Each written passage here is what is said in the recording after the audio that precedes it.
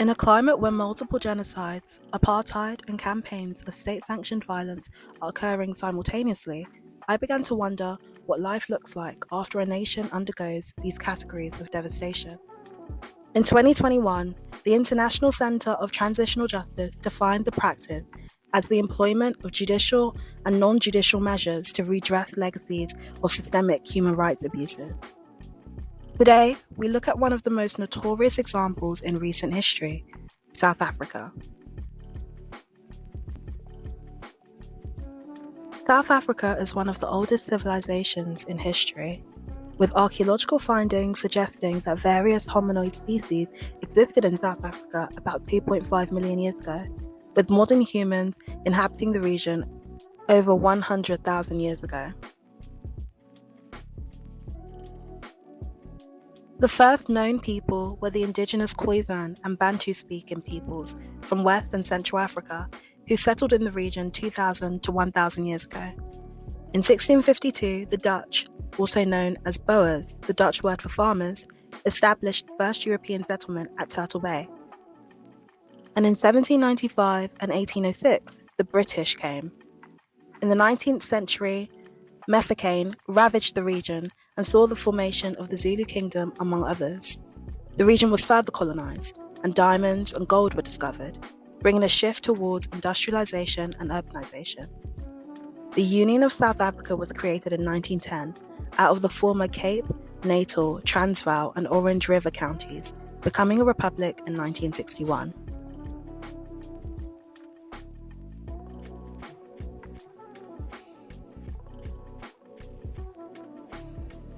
In 1948, the National Party imposed apartheid, institutionalizing previous racial segregation. During the 20th century, the black majority fought to claim more rights from the white minority, who dominated the country's elite institutions and possessed most of its wealth. After a largely non-violent struggle by the African National Congress and other anti-apartheid activists, both inside and outside the country, the repeal of discriminatory laws began in the mid-1980s, with universal elections taking place for the first time in 1994. To contend with its legacy of apartheid, in 1995, the Promotion of Public Unity and Reconciliation Act created the Truth and Reconciliation Commission. Part 1. Truth, Transition, and Transaction. The Commission prioritized both truth and reconciliation, but a third silent aim existed. This was the facilitation of a transition between two very different states of governance, apartheid and democracy. The architects of the Commission believed that this transition could only occur if opposing groups within South African society engaged in mediated discourse, a sort of transaction of truth. They did this through the controversial amnesty mechanism, a device that gave a culprit of political violence immunity from prosecution if they publicly detailed their crimes. Due to its nature, the use of amnesty inherently framed the hearings within the paradigm of the personal and the public, the individual and the state. Inadvertently, the tension that exists in transitional contexts between personal and public truth was revealed.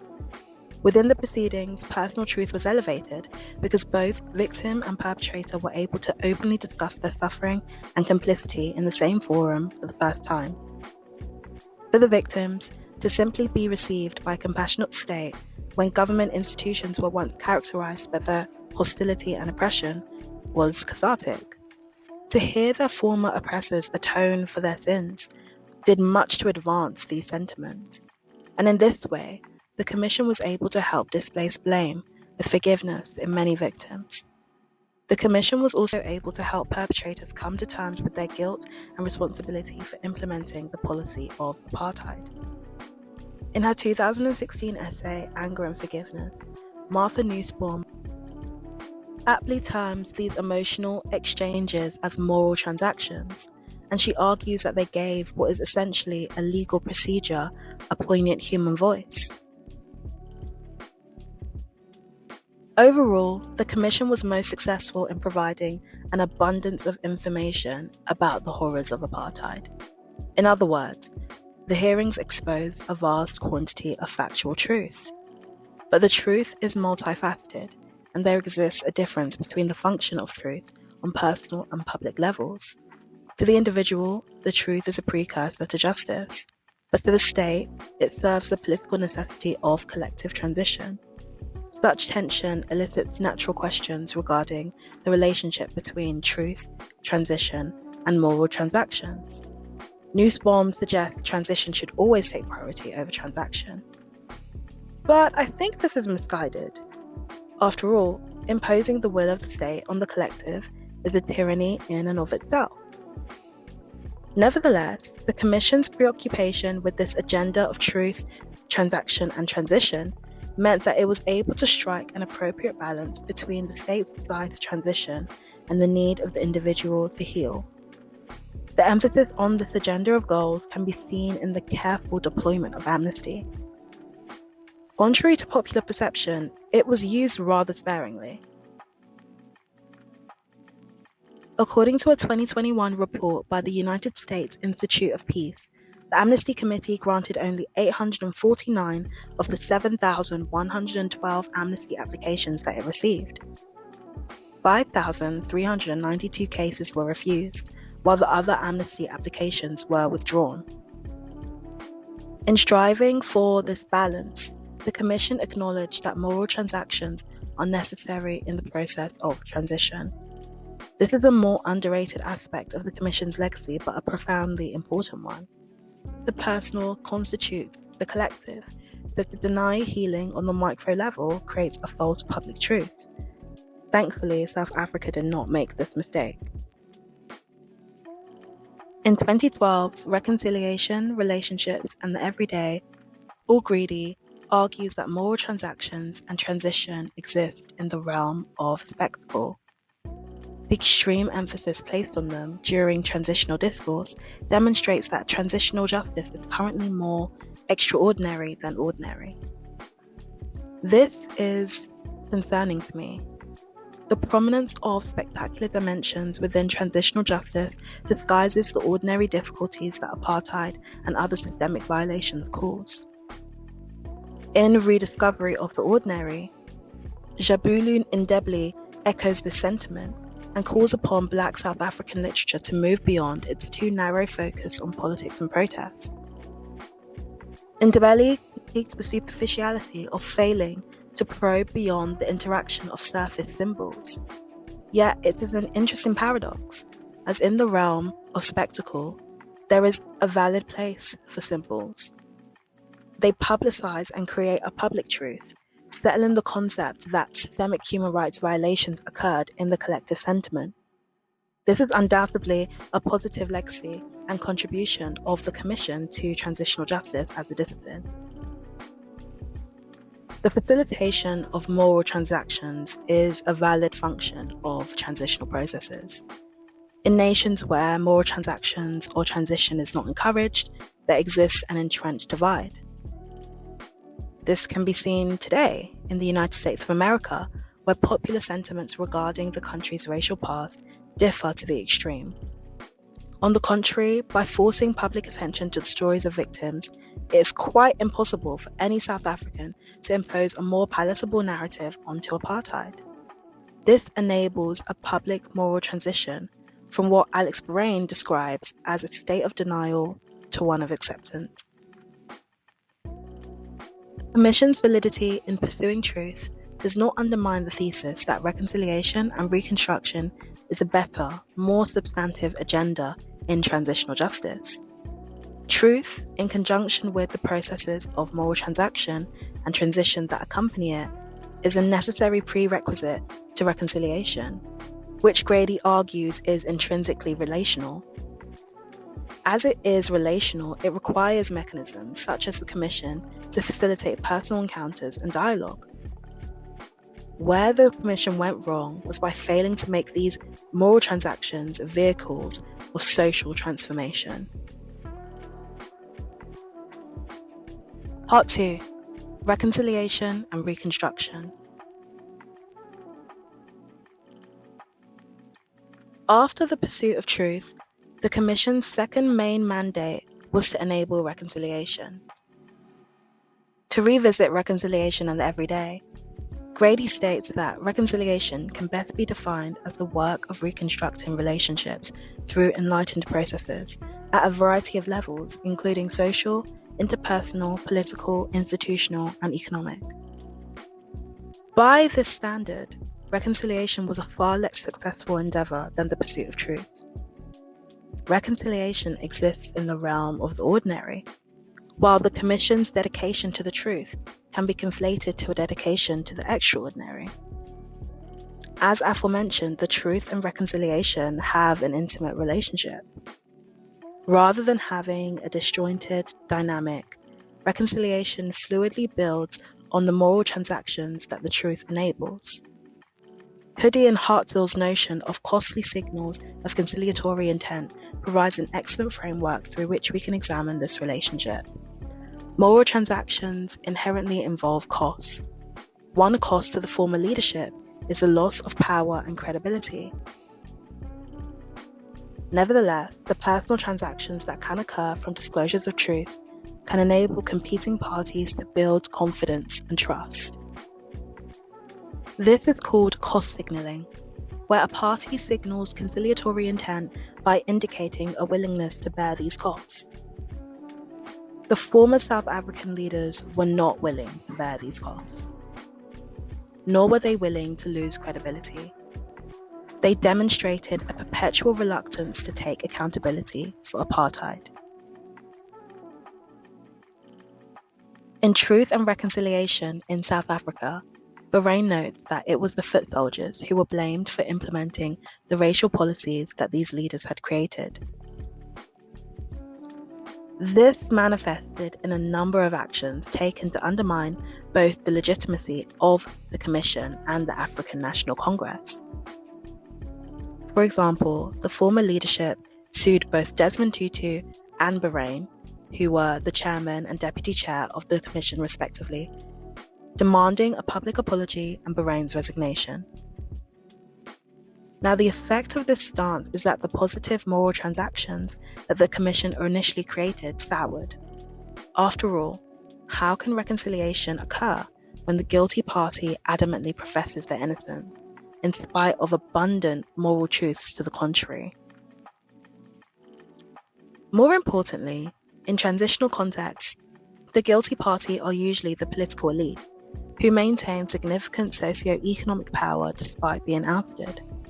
Their presence undermines reconciliation because, in creating a culture of human rights, the existing power dynamics demands their participation. Such structural relations demonstrate why an agenda of reconciliation in the ordinary is more necessary than enabling truth in the extraordinary.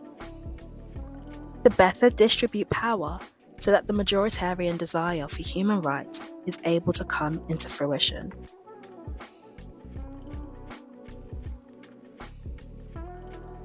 Reconciliation must be primarily grounded in communal and local values.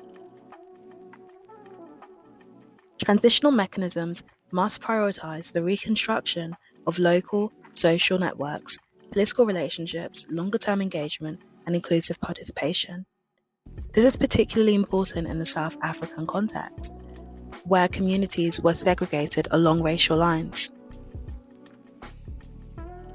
The townships were home to the nation's oppressed Black and coloured populations. Despite the need for the inclusion of these marginalised communities, the Commission sidelined their priorities. The result is that the concerns of various demographics were left unaddressed.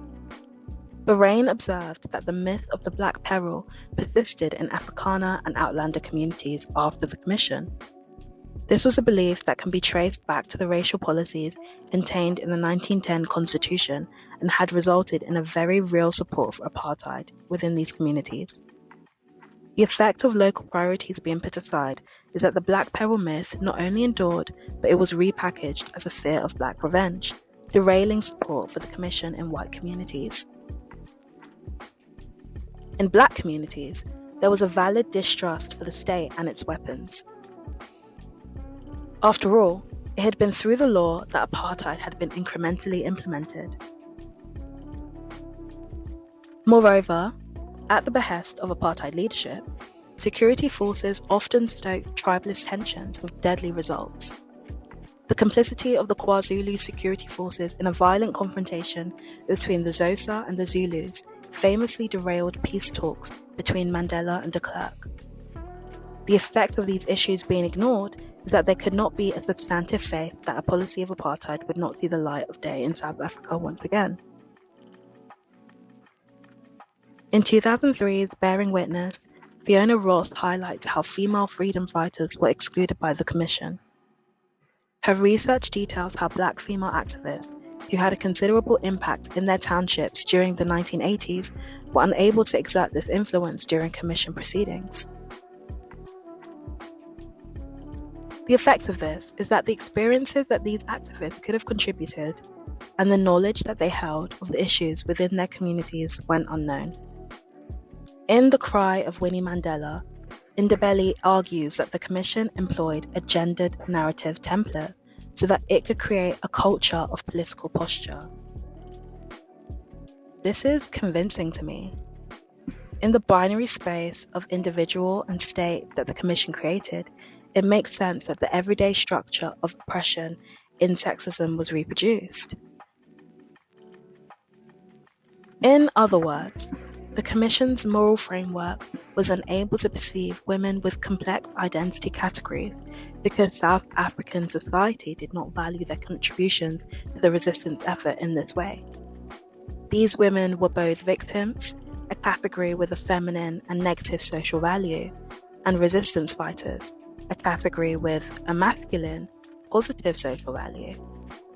Consequently, their testimonies were marginalized. The function of transitional mechanisms as a gendering strategy is re-articulated in various contexts. In Colombia, female freedom fighters were not granted a seat at the table during peace talks, and this was partially why those agreements did not last.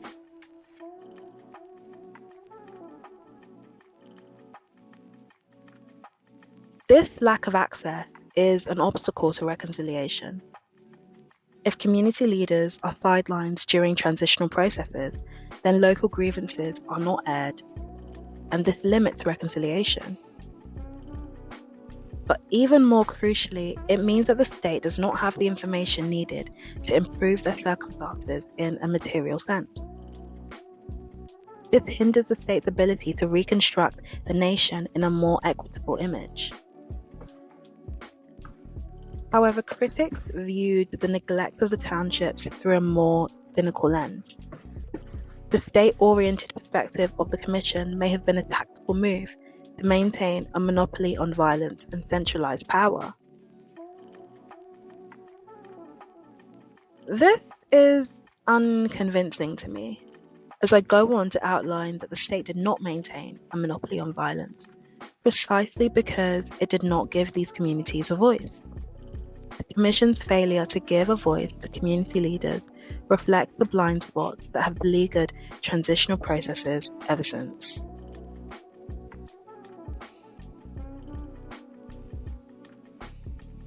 Avid supporters of the Commission argue that expecting transitional processes to fundamentally change society is a lofty goal. Because processes such as the Commission are liminal and temporary, the aspirations of reconstruction is too great to demand of these spaces. After all, to transition is hard enough. But such critiques encourage a pragmatism that undermines the radical aspirations of the original resistance movement from which these transitional processes often derive.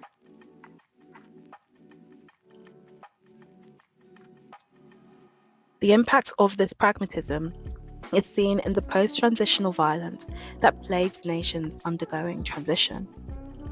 There is a clear relationship between a lack of local priorities in transitional mechanisms and local dynamics of violence. Bahrain was an early echo of this fear when he stated, "Without measurable steps taken to address the ever-widening gap between poverty and wealth, Conflict rather than reconciliation will be the order of the day.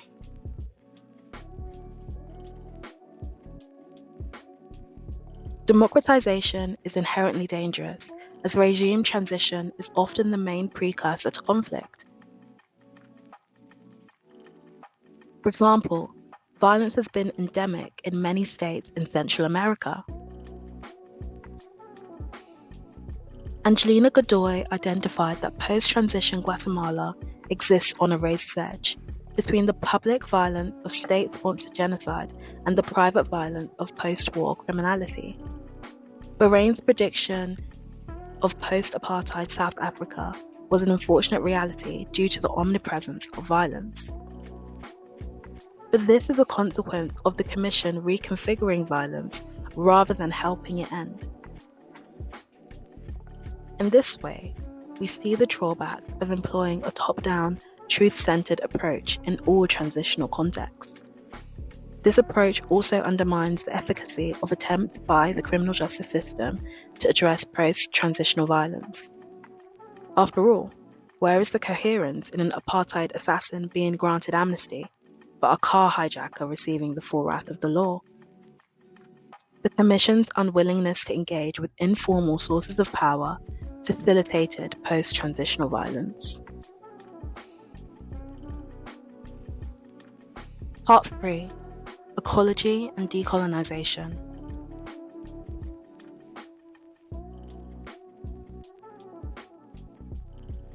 The failures of the Truth and Reconciliation Commission demonstrates a need for a new approach in transitional justice. Although the pursuit of truth is both admirable and valid, transitional mechanisms must center reconciliation. Transitional mechanisms should be seen as part of a broader program of post-conflict repair and reconstruction. Fletcher and Weinstein propose an ecological model of social breakdown and social reconstruction. In this model, reconciliation is a process requiring that moral transactions that occur on an individual level may not be mandated, but the intervention of transitional mechanisms may lay the foundation for reconciliation in the future. Crucially, the model draws on higher order needs that reconciliation can provide, such as safety, love, esteem, and self-actualization. Yet the ecology model understands that these cannot be addressed until more basic material needs are met by social reconstruction. A limit of ecology is that the model is particularly influenced by the collective violence seen in Rwanda and Yugoslavia. What of transitional contexts that do not have a background of genocide? Extending the ecological model to include a decolonial approach does much to mitigate such concerns. Due to its approach, the Commission characterized the policy of apartheid in the realms of the spectacular, a moral category of evil. Under a decolonial ecological approach, apartheid becomes a product of historic racism and colonization.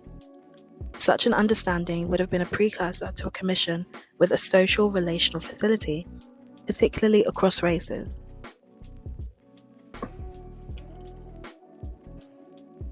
A reconciliation based on communication between communities could then be facilitated, extinguishing damaging misconceptions that allowed white communities to extend support for apartheid. Furthermore, most states that find themselves needing to transition have a background of colonization. A decolonial approach is the natural one to examine the impact of this legacy.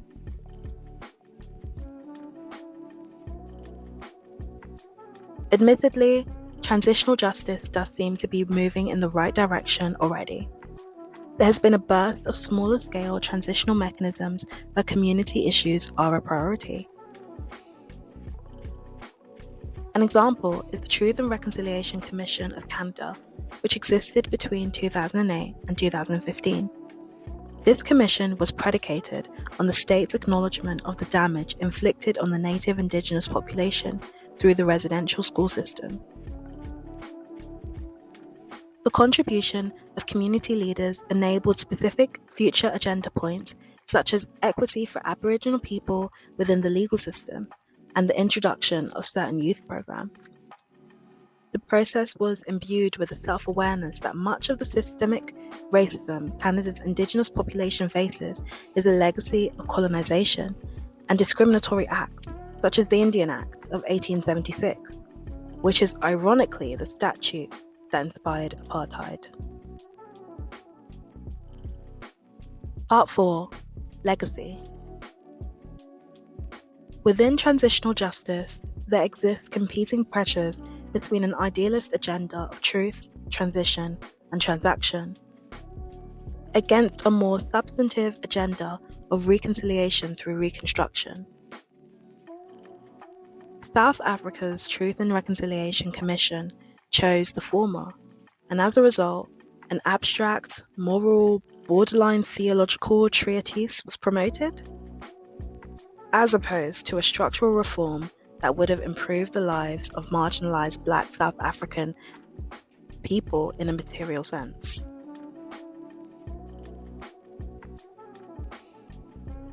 But this is not the whole story, and the Commission's legacy is more complex than its failings would suggest. Its preoccupation with spectacle meant that the truth about apartheid was uncovered. This allowed for moral transactions on an individual level and for the state to politically transition. Nevertheless, the substantive agenda of reconciliation on the basis of a reconstructed society not being realized allowed for systemic post-transitional violence, where state-sponsored repression was reimagined as private criminality.